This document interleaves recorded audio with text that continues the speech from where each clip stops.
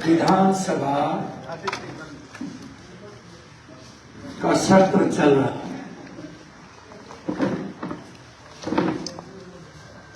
बिहार के किसी मुद्दों पर विधानसभा में चर्चा नहीं हो पा रही। एक मंत्री सदन में सबको धमकी देता है कि सबका फाइल, तो सबके फाइल में सबका फाइल होगा। मंत्री जी का भी फाइल होगा।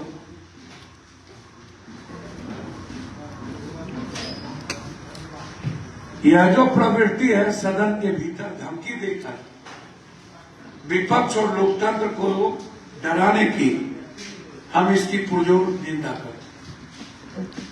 ये नहीं चलेगा। आप स्वच्छ राजनीति करिए, आप लोकतंत्र को बचाने की राजनीति करिए, और यदि सबका फाइल है तो उस फाइल को ओपन कीजिए, उसको क्यों रखे हुए? और सबके फाइल में सारे नेताओं को आपने विपक्ष को धमकी दिया है, तो आप उसको जेल में बंद करिए। जब फाइल है तो फिर जेल में बंद क्यों? हम स्वागत करना चाहेंगे मंत्री जी, आपने कहा है कि सबका फाइल मेरे पास, तो आप बंद कर दीजिए।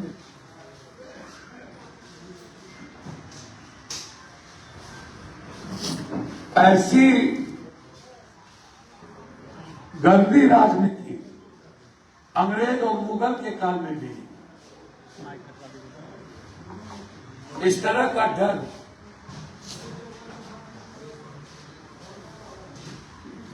मैंने नहीं देखा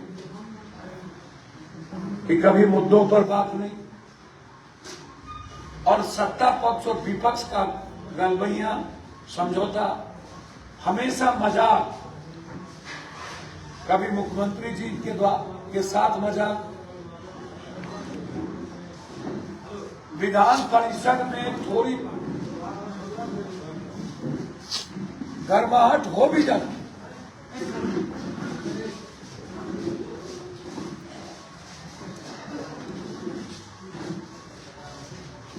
विधान सभा में तो समझिए कि समझौता हो चुका है सत्ता पक्ष और विपक्ष का।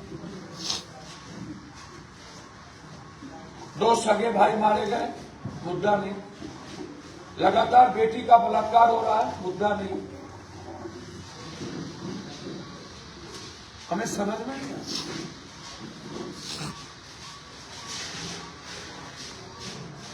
छोटे छोटे मुद्दों पर बात हो रही है, पूरा हंसी मजाक लिलकोरी चल रहा है सदन में। पूरा बिहार तबाह है। बीए की एक लड़की के साथ सुपौल में बलात्कार करके मार दिया गया। एमपी एमएलए घर में सोए रहे। कुर्सेला में 300 घर जल गए। एक बार भी किसी विधानसभा में इस पे चर्चा करने की जरूरत नहीं समझी गई। और 1 रुपया सरकार के द्वारा नहीं दिया गया।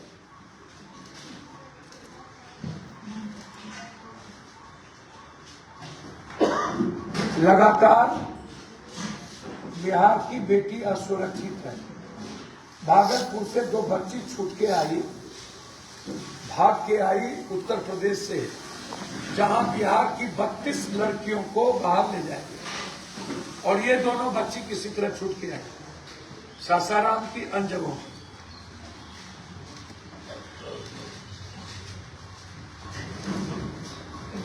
ये सबसे बड़ा मुद्दा। और सदन बिल्कुल सही, एक मंत्री ने कहा कि आप लोगों की फाइल है। हमको लगता है कि संपूर्ण विपक्ष डर रही है फाइल से। आप ओपन चैलेंज कर रहे हैं और विपक्ष कुछ बोल तक नहीं रहा।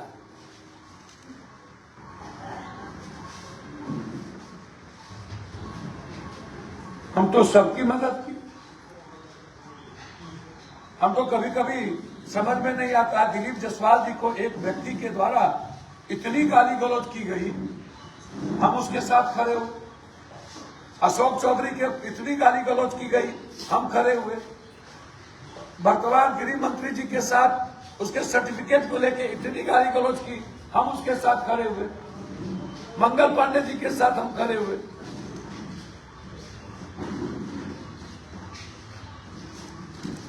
अब हमें एक बात समझ में नहीं आती है, सच बोलने से कठिनाई सत्ता पक्ष को हो जाए, सही बोलने पर, मुद्दों पर, एक आलोचना पर, स्वस्थ आलोचना।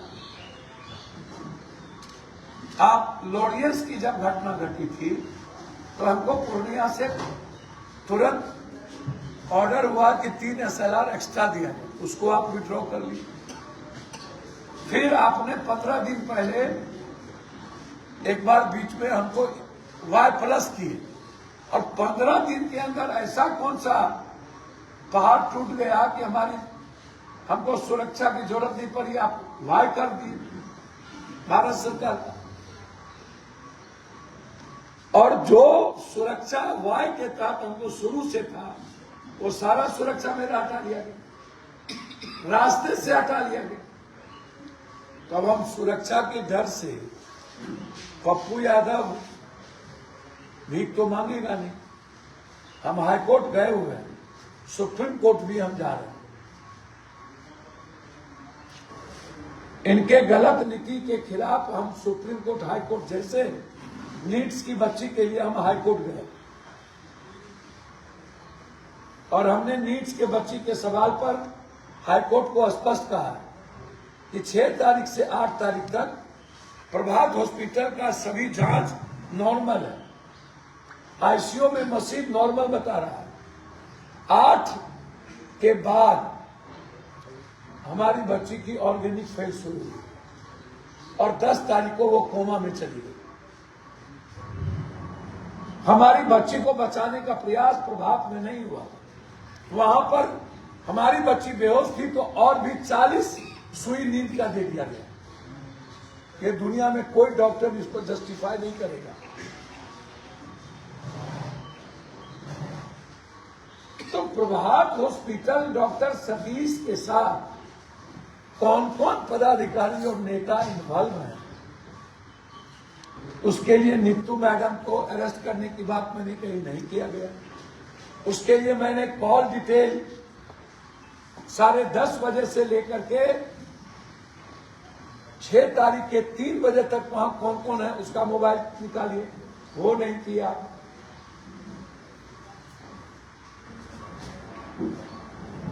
हमारी बच्ची के साथ बलात्कार 10 बजे रात के बाद हुआ और अगले दिन 3:40 में उस बच्ची को निकाला गया, कैमरा के ऑन कैमरा के मुताबिक। हम यही मुद्दे की बात करें। फिर मैंने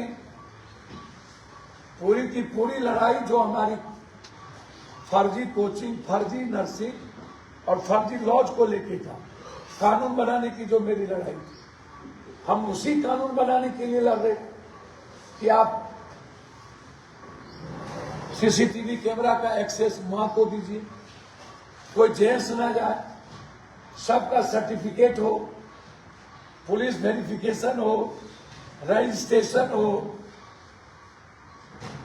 थंबिंग हो, हमारी लड़की कितने बजे निकली, कितने बजे वापस आई, उसका थंबिंग लिया जाए। यही लड़ाई तो पप्पू यादव की थी। और हमने तो किसी व्यक्तिगत लोगों की आलोचना की नहीं। फिर जिस तरीके से व्यक्तिगत दुश्मनी राजनीति में, जबकि मेरा रिश्ता हमेशा पारिवारिक रहा,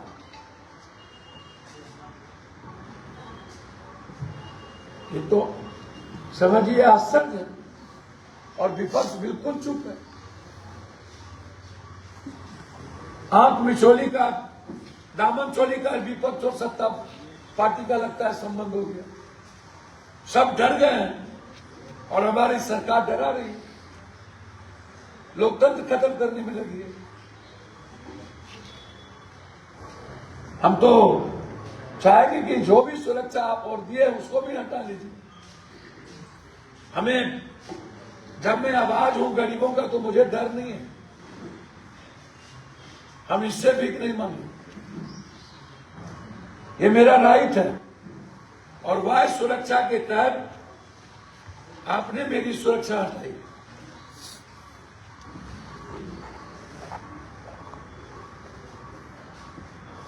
हम तो चाहेंगे हर परिस्थिति में गृह मंत्री जी आ रहे हैं, हमारा स्वागत है। जो वादा आपने मखाना और मक्का को लेके किया था, कुछ दिन पूर्व हमारे मक्का की कीमत 2200, 2300, 2400 चली गई और आज मक्का की कीमत लगभग 1100, 1200, कुछ दिनों के बाद 900 हो जाए। अब एक फैक्ट्री नहीं लगेगी, तो हम तो चाहेंगे कि मक्का जो आपने अमेरिका से समझौता कर लिया और जितनी एथेनॉल की फैक्ट्री थी लगभग बंद हो गई, जिसके चलते मक्का का भाव भी गिर गया और अमेरिका हमारे यहां 70-80% मक्का देने लगा, तो अब तो मक्का का किसान मर जाएगा। हम तो याद दिलाएंगे, हम 4 याद दिलाना चाहेंगे अमित भाई को। पहला मक्का, फिर मखान, और फिर आज आप इंडस्ट्री मिनिस्टर के यहां ही रह रहे हैं, तो हमारे यहां कम से कम कोसी सीमांचल से सबसे ज्यादा पलायन है फैक्ट्री का। आप घोषणा करके जाइए, जो चुनाव के पहले घोषणा किए थे, और सीमांचल और कोसी को विशेष पैकेज की घोषणा करें। सबसे दुनिया का गरीब इलाका है। मैं आदरणीय माननीय गृह मंत्री जी से अपने सीमांचल और कोसी के लिए मैं विशेष पैकेज की मांग करता हूं, ताकि हमारे यहां एम्स की स्थापना हो सके, हाई डैम का निर्माण जो सबसे महत्वपूर्ण है वो हम करवा पाए। सबसे ज्यादा दिल्ली, पटना, सिलीगुड़ी, कोसी सीमांचल के लोग जाते हैं, वो हम करवा पाए। ये मेरा डिमांड है अमित जी से। इस इलाके में रेलवे की कनेक्टिविटी बहुत खराब है, जिस पर लड़ाई चल रही है। आप आए हैं तो अपने मंत्री से रेलवे की भी, जो अभी लगातार काम हम शुरू किए हैं, तो उसका भी आग्रह कि उस कनेक्टिविटी को भी बढ़ाया जाए। कटिहार में जो जूट मिल है, उसका पूर्ण निर्माण, जो मात्र 1 यूनिट बचा है, वो भी बर्बाद हो गया। और अंत में अमित भाई से कि बनमनखी चीनी मिल, जो आप अभी 4 चीनी मिल, 5 चीनी मिल की घोषणा लगातार झूठ के मधुबनी अन्य जगहों का हो रहा है, बनमनखी चीनी मिल की घोषणा उसमें नहीं की है। हम चाहते हैं कि जो सबसे बेहतर चीनी मिल थी बनमनखी, वहां पर पुनः निर्माण के लिए चीनी मिल का निर्माण की घोषणा आपसे हम अपेक्षा की। आप आए हैं तो सीमांचल की आर्थिक आजादी, विकास की आजादी का सौगात आप दे के जाएं, और विशेष पैकेज तो मेरा अधिकार है। आप विशेष राशि तो नहीं देंगे, लेकिन विशेष पैकेज तो हमको दे देगा, वो तो लेके जाएंगे, वो लड़ेंगे। धन्यवाद। अमित शाह जो गृह मंत्री हैं वो आ रहे हैं, क्या आपकी मुलाकात हुई इन सारे मुद्दों को लेकर? हमारी मुलाकात तो होती रहती है सदन में, होती रहती है। सीमांचल में आ रहे हैं जिसमें सदन में हम लोग करते रहते हैं, मुद्दों को लेकर मिलते रहते हैं। अब उनका सरकारी कार्यक्रम है, नेपाल, बंगाल, बांग्लादेश, इन सब मुद्दों को लेकर मुझे नहीं लगता कि स्थानीय सांसद हैं आप यहाँ। नहीं,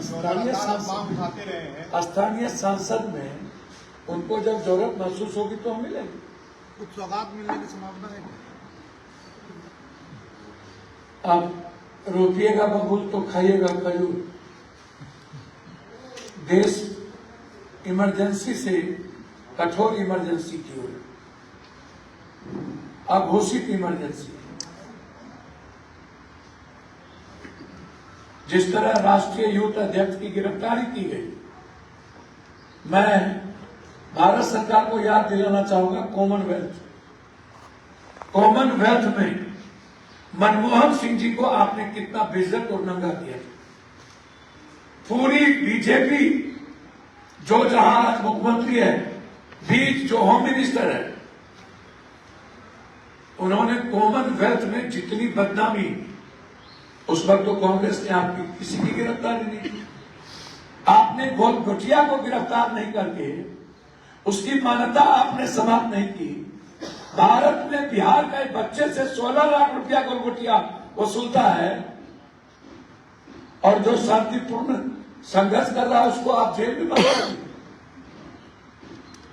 भारत में नेहरू, राहुल, राजीव, इंदिरा गांधी, अब बिहार में पप्पू यादव, तो आप सबसे इतना डरते क्यों हैं? पप्पू यादव और राहुल गांधी से आपको इतना डर क्यों लगता है?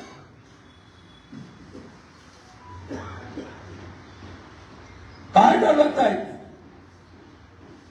आप डरते हैं इसलिए तो आप बदले की भावना से कार्रवाई कर रहे हैं और निजी दुश्मनी लेना चाहते हैं। ये साजिश कौन है इसके पीछे, जो पप्पू यादव को मरवाना चाहती है? कौन माफिया लोग हैं? तो अघोषित इमरजेंसी है इस कंट्री में। इमरजेंसी तो कुछ दिनों के लिए थी, आज तो अघोषित है। पूछना ही नहीं है, कोई कानून नहीं, मुखर कानून, पूरा का पूरा जाल। लेकिन हम सीमांचल कोसी के सवाल पर अमित भाई से उम्मीद करते हैं और उनसे हम मिलते रहते हैं और हम उम्मीद करते हैं कि हमें विशेष पैकेज मिलेगा। वाइब्रेंट विलेज सीमाई इलाकों के लोगों के जीवन स्तर को सुधारने के लिए उसको लागू किया जाएगा, क्या फायदा होगा लोगों को? 12 साल में कहीं हुआ कुछ?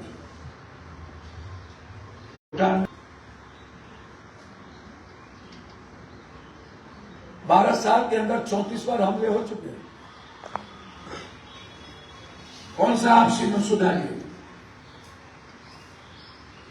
नागालैंड का क्या हुआ? अरुणाचल का क्या हुआ?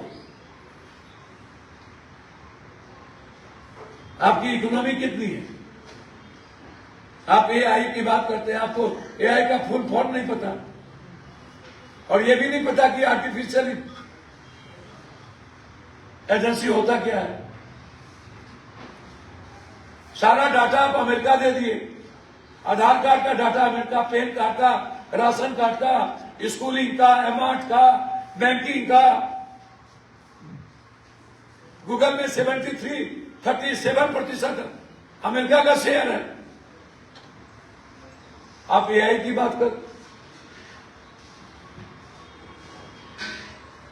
एआई 1000 साल ऊपर चला गया अमेरिका, और डेली अमेरिका हमको बाउंस कर रहा है। जीरो टैरिफ अमेरिका के चीजों पर हमारा, और हम पर आज भी बकवास वो कर रहा है। अमेरिका से बड़ा दुश्मन तो कोई है ही नहीं चाइना के बाद, और हम अपने दोस्त को छोड़ दिए, ईरान और रूस को, जो भारत का सबसे अच्छा दोस्त था। तो किसान को तो आपने बेच दिया ना भाई। जब किसान ही नहीं बचा